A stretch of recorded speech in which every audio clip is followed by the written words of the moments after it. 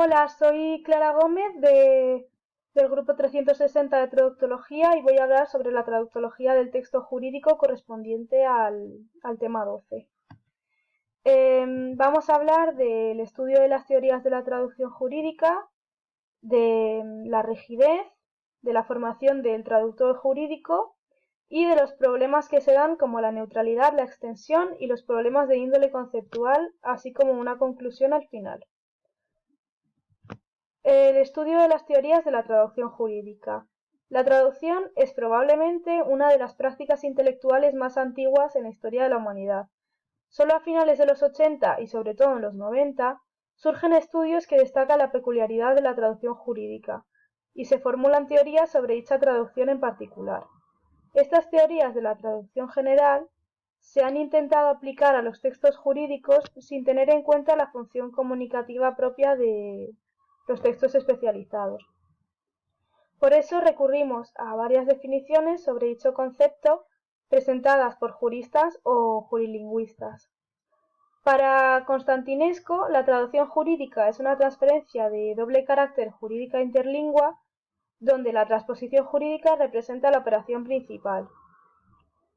Para Taillon afirma que la transposición juridique difiere de la ordinary translation o la traducción lingüística porque eso implica solamente un proceso lingüístico mecánico, mientras que la transposición jurídica es más compleja, diversa y depende de la situación de comunicación. Para Didier, designa la traducción jurídica como una operación de transferencia de un mensaje jurídico emitido en una lengua y un sistema jurídico hacia otra lengua y otro sistema jurídico. Además, el mismo Didier menciona que la traducción jurídica no es libre, porque el derecho tiene un cargo más importante e impone a la lengua sus propias características terminológicas y estilísticas. La rigidez de la traducción jurídica. Esta aproximación aparece por el riesgo que conlleva la traducción jurídica, porque cualquier elemento mal interpretado o implícitamente mal transferido puede tener consecuencias muy serias. La traducción literal ofrece una cierta seguridad al traductor y tal vez por eso siempre se recurre a ella. Sin embargo, la traducción literal ocasiona confusiones y un lenguaje forzado en el texto meta. Nida hace hincapié en el efecto que produce la traducción en la comunidad meta, es decir, señala que el traductor ha de crear un texto que produzca el mismo efecto que causó en el público de partida. A pesar de que Nida se ha dedicado a la traducción de la Biblia, su aportación se puede aplicar también en el ámbito jurídico por el efecto legal que el traductor debe producir en el texto meta. En el ámbito jurídico no se puede anular el texto de partida porque representa la única fuente a la que siempre se recurre en caso de confusiones. Sin embargo, conocer la función del texto meta dentro de la situación comunicativa cuenta mucho más en el proceso de traducción. La formación del traductor. Existe una diversidad de opiniones con respecto a cómo debería formarse un traductor de textos jurídicos. Existen los que piensan que debería ser una persona con formación en traducción y que luego desarrolle conocimientos específicos de derecho, y los que dicen, al contrario, que debería ser una persona que se ha formado en derecho y que luego adquiera conocimientos de traducción o que simplemente conozcan los idiomas con los que se van a trabajar. En muchas ocasiones, la traducción jurídica no es solamente informativa, sino que se busca que el texto tenga efectos legales en otro país, por lo que es necesario realizar una labor previa de investigación en derecho comparado. Por lo tanto, no basta con dominar el idioma en el que el documento esté redactado para poder traducirlo adecuadamente. Ni siquiera es suficiente tener una amplia experiencia como traductor. Es también necesario conocer los dos sistemas legales, tanto el original como al que se traduce, porque si no, tenemos la posibilidad de cometer errores que puedan tener consecuencias jurídicas para los destinatarios de la traducción. El traductor o futuro traductor que quiera dedicarse a la traducción jurídica ha de estar en posición de una serie de conocimientos y habilidades que le permitan realizar su labor con eficacia y calidad. Sin embargo, como menciona Encarnación Tavares, la exigencia de unas competencias extralingüísticas abarcarían conocimientos enciclopédicos, conocimientos teóricos de la traducción, conocimientos del derecho de la lengua de partida, conocimientos del derecho de la lengua de llegada y de derecho comparado internacional y participación en las experiencias de la comunidad de juristas. Asimismo, Anabel Borjalbi se refiere a una serie de competencias de transferencia o textuales inherentes en la traducción jurídica. En su caso, comprenderían el conocimiento de la tipología de textos, tanto en la lengua de partida como en la lengua de llegada, conocimiento de la taxonomía de los textos, de la textología jurídica comparada y aspectos formales exigidos por la legislación en cada ordenamiento jurídico. Los conocimientos terminológicos son, por tanto, imprescindibles para la traducción jurídica y especializada, en general porque permiten al traductor transmitir a otra lengua la cultura y el conocimiento especializado de una forma adecuada.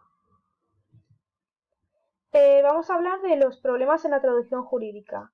Para la neutralidad y la extensión nos vamos a basar en el estudio de Perdue y Ridao del 2014. Con respecto a la neutralidad, nos podríamos preguntar si podemos ser los traductores totalmente neutros.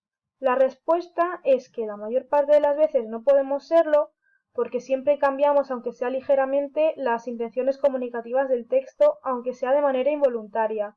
Y aquí existe una gran diferencia entre la traducción y la interpretación, porque los traductores tienen la posibilidad de recapacitar y reflexionar durante días, pero los intérpretes solo tienen segundos para emitir su traducción. Con respecto a la extensión, nos podríamos preguntar si pueden traducirse las oraciones del texto meta con la misma extensión del texto origen. En este caso, habría que meditar si para el lector de textos en inglés acostumbrados a pausas en las oraciones, le resulta cómodo el uso de oraciones interminables. En cambio, si las acortamos, nos deberíamos preguntar si estamos haciendo un uso demasiado libre de la traducción. Entonces, aquí el problema sería si el traductor incluso tiene problemas a la hora de comprender las ideas del texto que está traduciendo debido a la longitud. Para ello es de gran importancia que el traductor dedique parte de su trabajo a documentarse con la finalidad de entender el texto, localizar los términos en textos paralelos y verificar posibles equivalentes en la lengua término. Para hablar de los problemas de índole conceptual nos basaremos en lo que dice Elena Macías, que los mayores problemas serían la clasificación conceptual de la realidad, la complejidad del lenguaje jurídico como lenguaje, objeto y metalenguaje, la imposible división del derecho en unidades lingüísticas básicas, la inexistencia de explicaciones a priori de los términos problemáticos de los textos. Por lo tanto, los textos jurídicos se presentan dotados de contenido sociocultural propio y adicional al que se confiere al sistema jurídico del que forma parte. Este contenido hace difícil su traducción e incluso previamente a su comprensión. Podríamos concluir con que gran parte de la problemática asociada a la traducción jurídica es la complejidad de la traducción del texto meta del texto de origen al texto meta, y podría subsanarse si tomamos ejemplo de las culturas angloparlantes y lo que ellos denominan plain English. Como explican Perdue y Ridao, hacia 1979 comenzó a imponerse una fuerte campaña a favor del plain English. Se dio tanto en Reino Unido como en Norteamérica, y fue a raíz de la muerte de dos ancianas que no pudieron comprender el formulario para solicitar ayuda para obtener calefacción, y de ahí se emprendió una gran campaña que ha desembocado en que en el ámbito anglosajón las leyes sean procesadas por un programa informático que simplifica la terminología y la expresión.